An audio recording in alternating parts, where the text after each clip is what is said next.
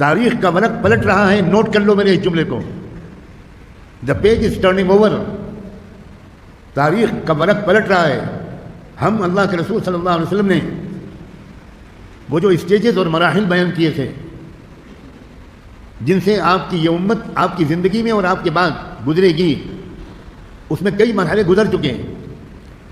اب جو مرحلہ اس وقت چل رہا ہے وہ ظلم کے خاتمے کے آغاز کا مرحلہ ہے. غور سے سنو اس جملے کو.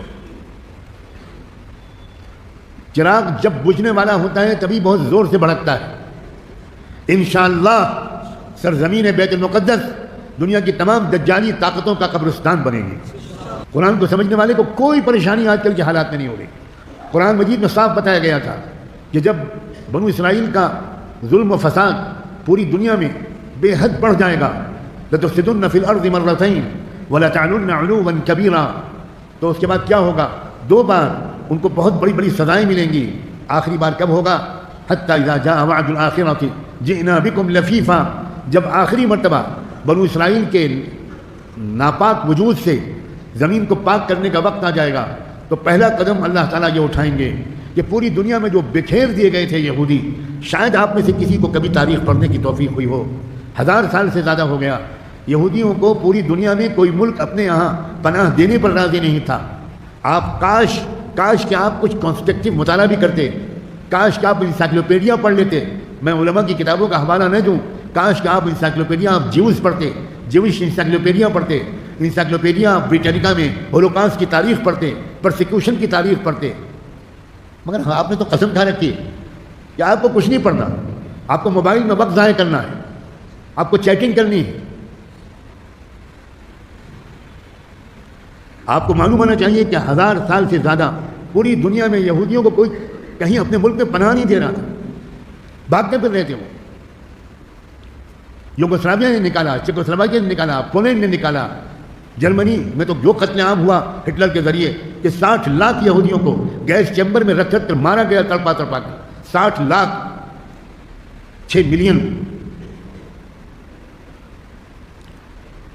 اور جب امریکہ جانے کی کوشش کی تو امریکہ اور برطانیہ نے سازش کر کے ان کو فلسطین میں بسا دیا، ایک پوری سازش کر کے. اب پوری دنیا کے یہودی ان کو بلایا جانے لگا کہ آ جاؤ، اب تمہارا اپنا وطن بن گیا، تمہارا اپنا ملک بن گیا، یہاں آؤ، زمینیں ہم تم کو فری دیں گے، آؤ.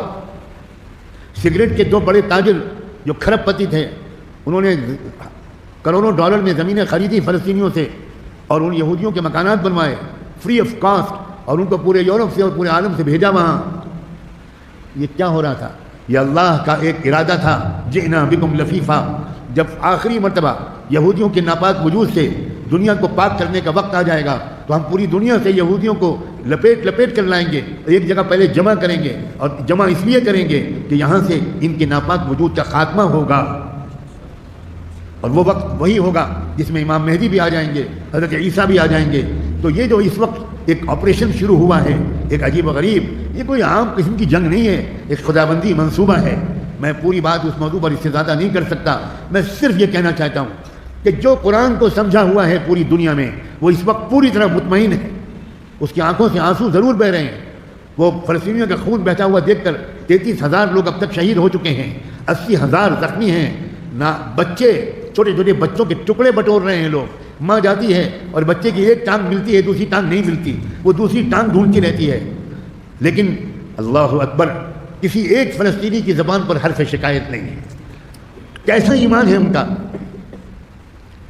وہ سوائے الحمدللہ الحمدللہ الحمدللہ حسبنا اللہ و نعم الوکیل، اس کے سوا ان کی زبان پر کوئی کلمہ دنیا کا کوئی بڑے سے بڑا دشمن اسلام بھی ڈھونڈ کے نکال نہیں سکا. اور یہ منظر دیکھ کر یورپ کے اندر سینکڑوں لوگ اسلام قبول کر چکے.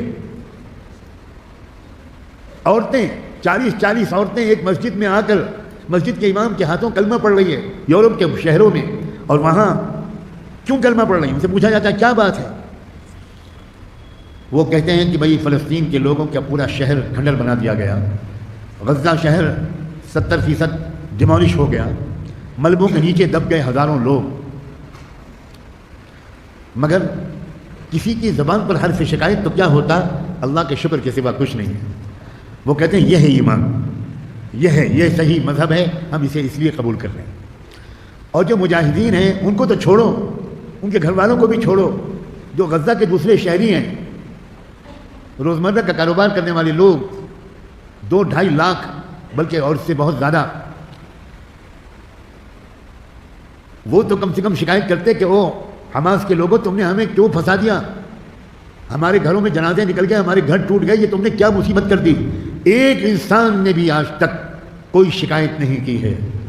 اس کا صاف مطلب ہے کہ اللہ کا منصوبہ ہے۔ اب میں اسی پر اپنی بات ختم کرتا ہوں۔ بہت لمبی مدت اس دنیا کی باقی نہیں ہے۔ لمبے لمبے پلان بنانے کے بجائے ایمان کو مضبوط کرو، قرآن مجید کو سمجھو، اپنی زندگیوں سے گناہوں کو نکالو، ایک سنجیدہ سراپا عمل، سراپا حمیت و غیرت، ایک بامقصد زندگی گزارو۔ نوجوانوں ہی کے ہاتھ میں سب کچھ ہے۔ جس قوم کے نوجوان سنجیدہ باشعور ہو جاتے ہیں اور ایک قومی مقصد کے لیے زندگی گزارتے ہیں، اس قوم کو دنیا میں کوئی بڑی سے بڑی طاقت ذلیل نہیں کر سکتی۔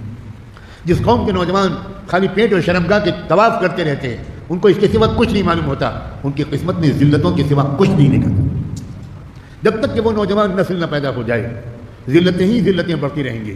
اللہ کے رسول کو ان کی جد و جہد میں جو کامیابی ملی تھی، اس پر آپ نے نوجوانوں کو اپریشیٹ کرتے ہوئے صاف فرمایا تھا، نصرت بالشباب، یہ جو مجھے کامیابی ملی ہے، یہ کامیابی میرے نوجوان ساتھیوں کی ہمت اور قربانیوں کی وجہ سے۔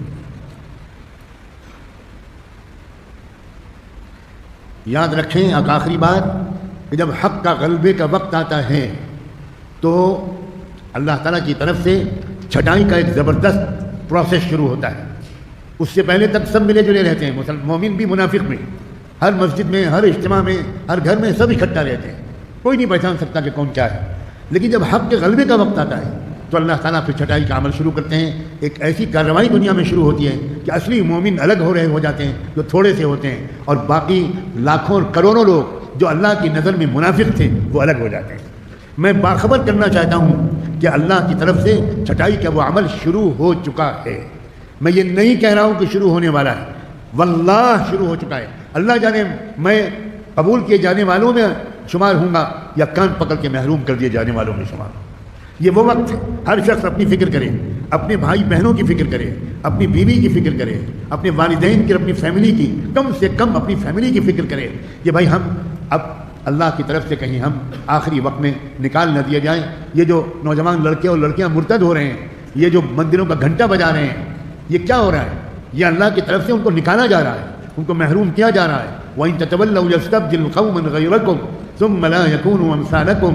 یہ وہ وقت ہے اور میرے جیسوں کا فرض ہے کہ میں اگر کچھ مجھے معلوم ہے تو آپ کو بتاؤں کہ یہ چھٹائی کا وقت ہے، تبدیلی قوم کا وقت ہے۔ مجھے اور آپ کو سب فکریں چھوڑ کر اس فکر میں لگنا ہے کہ میں کہیں نکال نہ دیا جاؤں، اسلام اور ایمان کی نعمت سے محروم نہ کر دیا جاؤں۔ اس کے لیے آپ کو علماء کے پاس، جو علماء قرآن ہیں، جو سراپا حمیت و غیرت ہیں، ان کے پاس سفر کر کے جانا ہوگا، اپنے شہر کے علماء سے تعلق کو بڑھانا ہوگا۔